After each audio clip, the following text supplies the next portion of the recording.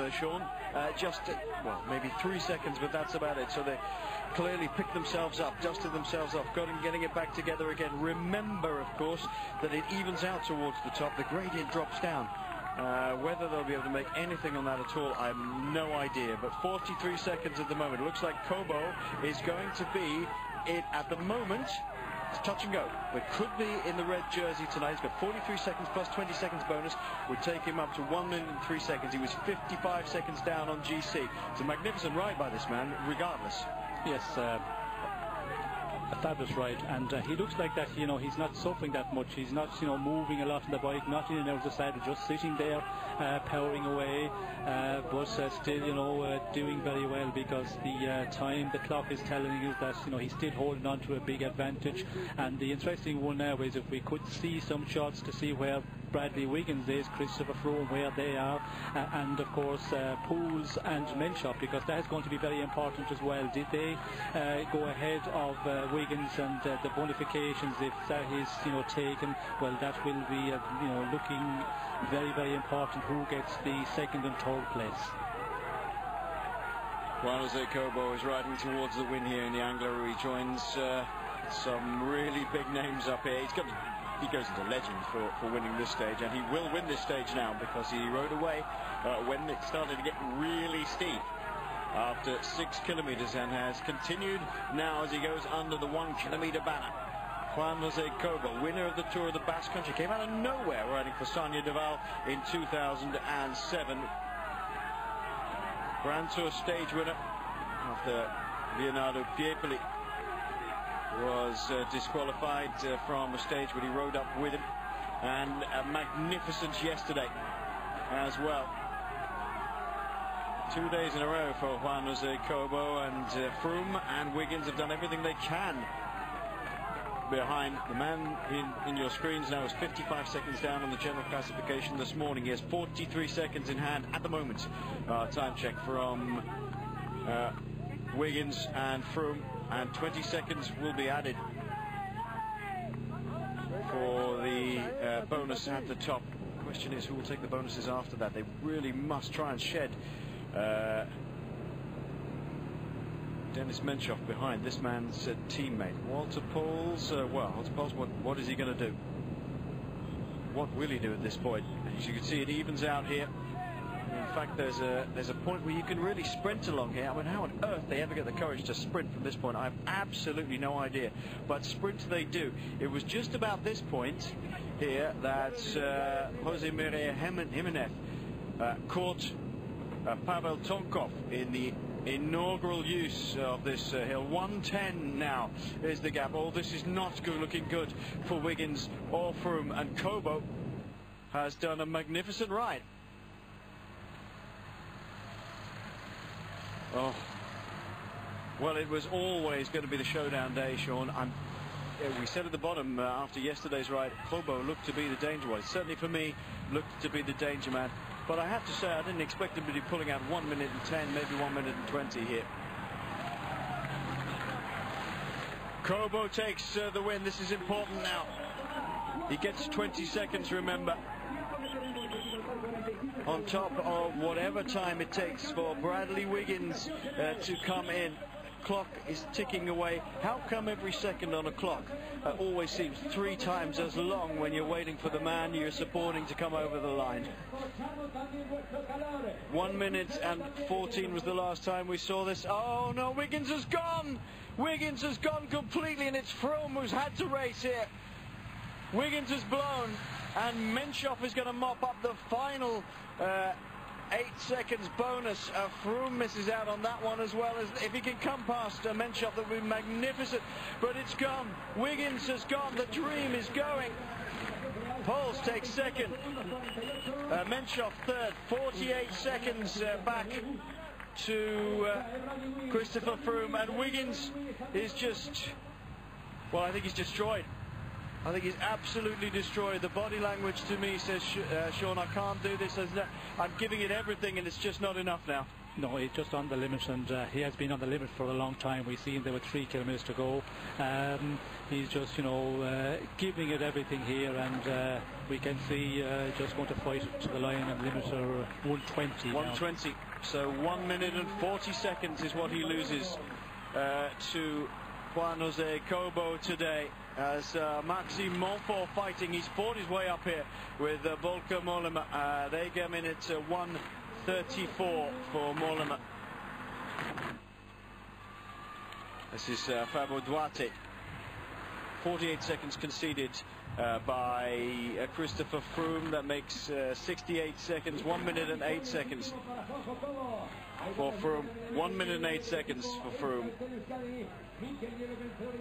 Christopher Froome now the best placed man in the general classification for Sky. Juan Jose Cobo takes over the leader's jersey.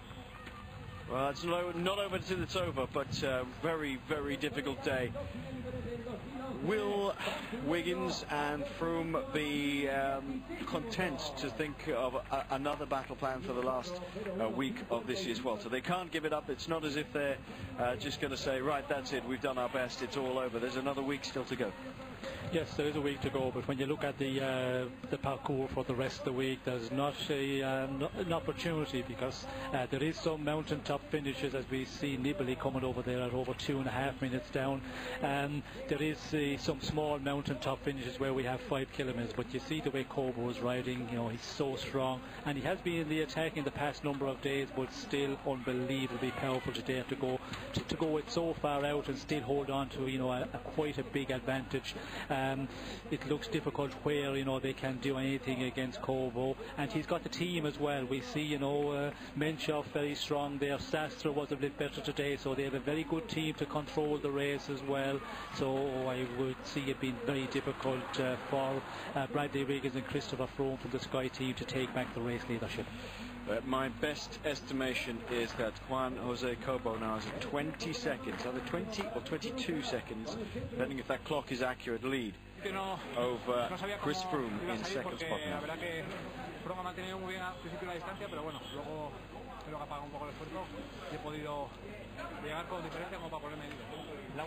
Juan Jose Cobo. Tremendous win for Juan Jose, it says. I don't know if you can hear it at home. It's a very, very low volume here.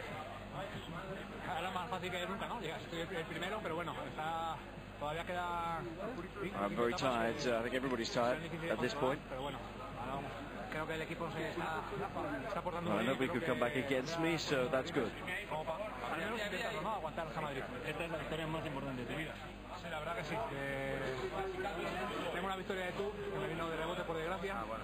Well, I think the question is finding very hard to hear it. It's very, very low. I think he's asking whether he thinks he can win the Vuelta. Juan Jose Cobo. We'll leave them to talk, Sean, because I'm finding it difficult hearing it. But Juan Jose Cobo, magnificent ride today. It's amazing how he's come back after such an appalling season, really. He's done virtually nothing this season at all. Yes, and it's often the case that riders have difficulty, getting form, but when they come right, they can, get into fabulous form, and that is the case for Cobo, I think. The important thing was that in the last number of days, for me, he seems to be getting better each day. La verdad que la visita puedo que sea mi pasión, ¿no? Es mi deporte, es mi trabajo y bueno. Yeah, I keep saying I can enjoy this fixture because it's my passion. This job now. I thought about it leaving it, but now I'm back. Yo sabía que mi idea era atacar. Can you imagine such a finish? Well, I wanted to attack, says Cobo, I think. Well, it's the Vuelta, of course, so it's important for everybody. No sabía cómo va a acabar el día, pero bueno, la verdad que ha acabado de la mejor forma posible. Dejamos que descanses y que te abrigues un poquito. I didn't quite realise it was going to finish this way. He's got a rest day, of course. Tomorrow has Juan Jose Cobo. Well, today proved to be the showdown day that we expected it to be. Sean, Juan Jose Cobo takes the win and moves into the leader's jersey here in the Vuelta a Espanha. In the end, it is exactly as we thought it might have to be. Or when Wiggins couldn't follow in the end, he did a magnificent job as to stay as far as he could. Froome slightly stronger, had to go. There was no choice because he had Dennis Menchoff there who's going to eat up those extra seconds. Menchoff, in fact, did eat up those extra seconds, and Froome just nothing left to counter the late surge by Dennis Menchoff. He had an easy ride all the way up. Well, I think we could see that when Menchoff went with Pools, Froome was a little bit under pressure because he had been riding for a long time on the front. He slipped behind Bradley Wiggins but then recovered, and we see him coming by before he lost our second camera, and from there on we had no shots at all, but recovered well and got back to Walter Pools and to Menchoff and finished with them. The question is now, should they have played the card and allow Froome to ride his race, and just each individual, you know, follow the danger men, follow the big favourites, and see what you can do. Corbo wins, 48 seconds ahead of Menchoff, Froome and Walter Poles. Bradley Wiggins at 1:21. I had him at 1:20, so it's about 20 odd seconds, between 20 and 23 seconds down now. Daniel Martin 1:41. Duarte coming in at 1:52. There's Nieve, first time we've seen him, 2:02. Fordelslang 2:43. Nibali 2:37. Big gaps being put in on today's stage. Silda's at 4:54. Kieselowski and Jouffre, the best of the Astana riders, are over 5 minutes down. If you lose it on the slopes of the Angliru, that's it. Which just goes to show, Sean, how magnificent it is to battle away at the top. Corbo 20 seconds over Froome, as we suspected. Wiggins at 46 seconds now. Volker Mollema at 1:36. Maxime Montfort at 2:37. Then Menchoff at 3:01. Still plugging away in there. Fordelslang at 3:06 now. Nibali at 3:27. Van den Broek at 3:58. And Walter Poles into the top 10 for him. It's a magnificent climb up from 17th for Walter Poles. 48 seconds for Wiggins. Sean, too much against Juan Jose Corbo? Yes, I think it's really difficult because the terrain is not there. There's no time trial. Looking very, very difficult. Corbo takes the win today and the jersey. Wiggins limits as much as he can, but today was a little too steep.